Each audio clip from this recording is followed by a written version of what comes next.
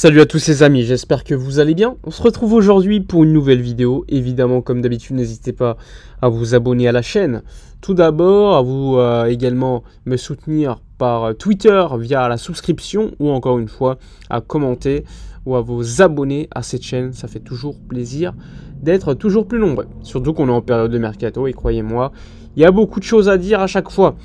Juste avant, petit instant promotion, n'hésitez pas d'ailleurs avec les nouveaux maillots qui vont sortir bientôt. Donc profitez-en, mon partenaire maillot met en avant des avantages assez intéressants pour acquérir des maillots répliques du Barça de bonne qualité, des maillots vintage, etc. Donc allons-y, tous les détails, ils sont dans la description. Avec les nouveaux maillots là, en plus ça va être incroyable. Donc profitez-en, c'est pas cher, bonne qualité. 2-3 ans que j'ai toujours mes maillots perso, donc allez-y, profitez-en. Allons-y, on va commencer par la vidéo. Donc pour la vidéo d'aujourd'hui, on va évoquer le thème Mikel Merino qui fait beaucoup parler en ce moment en Catalogne. Alors c'est qui Mikel Merino?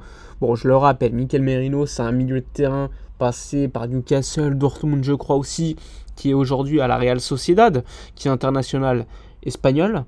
Et le Barça, selon les médias catalans, selon Sport surtout, eh bien Mikel Merino serait très intéressé pour rejoindre le Barça et réciproquement le Barça serait très intéressé pour signer le joueur espagnol. Alors tout d'abord il faut revenir sur un élément assez important. Le Barça, comme vous le savez, il cherche un milieu de terrain. Hansi Flick veut en priorité un milieu de terrain pour renforcer donc l'aspect surtout défensif, l'équilibre du milieu de terrain. Néanmoins, alors que Sport annonce que le Barça a comme priorité aujourd'hui en tout cas, parce que trop cher Guimarães, trop cher Kimmich en termes de salaire, il nous parle de Mikel Merino comme priorité et déjà des contacts avancés avec un prix aux alentours de 25 millions d'euros. Eh bien, tu as Mundo Deportivo qui certes parle d'un intérêt de déco pour Mikel Merino, mais qui est beaucoup plus sur la réserve et évoque le fait que le Barça est simplement intéressé et pour l'instant rien de plus, il fait partie de la liste, sachant que le Barça aime beaucoup Kimmich, Guimarães, etc. Donc pour l'instant c'est trop difficile de dévoiler, enfin de déterminer ce qui va s'en passer. Par exemple, tu as des journalistes qui te disent que l'agent, la Real Sociedad sont déjà d'accord avec le Barça. Bref, faut prendre cela avec beaucoup de retenue. Aujourd'hui, on est très tôt, on est le 7 juin. Le Barça est encore en mode trouver des solutions pour arriver au 1 pour 1. Une fois que ça sera fait, on pourra parler. Mais surtout, en plus, il y a l'Euro. Et Mikel Merino est concentré aujourd'hui sur l'Euro de football. Donc, c'est différent de déterminer ce qui va se passer. Mais en tout cas, oui, il fait partie de la liste du Barça pour le milieu de terrain. Alors je le rappelle, le Barça va jouer en double pivot probablement sous Hansi Flick, avec notamment un milieu de terrain, on va dire, beaucoup plus offensif box-to-box et un autre beaucoup plus normalement sur le papier fixe, défensif. Même si en effet ça reste un double pivot. On l'avait vu sous Busquets, De Jong, il y a quelques saisons qui était finalement un double pivot, avec un Busquets beaucoup plus positionnel, mais le profil de Busquets aujourd'hui sur le mercato, tu ne l'as pas. Donc il te faut des milieux de terrain différents. Et ainsi, selon les médias catalans, je le rappelle, Mikel Merino serait intéressant parce que c'est un milieu de terrain qui gagne beaucoup de duels, l'un des milieux de terrain qui gagne le plus de duels d'ailleurs en Europe. Mais encore une fois, Mundo Deportivo aujourd'hui explique que le club le considère plus comme un 8 que comme un 6. Et en effet, on va pas se mentir, Mikel Merino, pour l'avoir vu plusieurs fois, eh bien, c'est plutôt un mec qui se projette, qui fait beaucoup de passes D. Même s'il gagne des duels défensifs, c'est pas un joueur positionnel. Donc c'est assez étonnant de le voir autant lié comme étant un double pivot. Alors que oui, il joue à la Real Sociedad en double pivot avec Zubimendi, mais un Zubimendi qui est beaucoup plus positionnel. Et nous, on cherche un joueur positionnel. Donc c'est assez étonnant de voir donc le Barça pister Mikel Merino pour ce rôle de double pivot défensif. Alors oui, Mikel Merino est un bon joueur, je ne vais pas vous mentir, moi j'aime bien le joueur. Mais encore une fois, tu as un step entre le Barça et la Real Sociedad. Combien de bons joueurs on a vu de Liga ne pas réussir à passer le step club, très bon club de championnat, à très bon joueur de top club européen. Et là, c'est toujours beaucoup plus compliqué, il y a la pression, etc. Moi, perso, Mikel Merino, je ne le signerai pas pour jouer dans un double pivot en étant le joueur défensif. Parce que pour moi, c'est pas le profil. Comme je l'avais dit pour Kimmich. Kimmich qui est un joueur beaucoup plus positionnel et j'aime beaucoup son profil.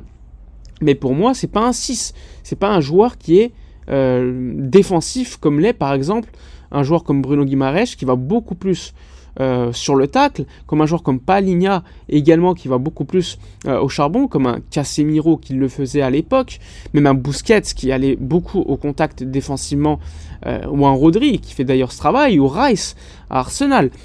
Tu as toujours un joueur dans les doubles pivots qui va beaucoup plus au contact défensif, qui met l'équilibre, et à côté de lui, tu as un joueur un peu plus élégant, qui est un peu plus haut sur le terrain, qui lui fait un peu plus la différence offensivement.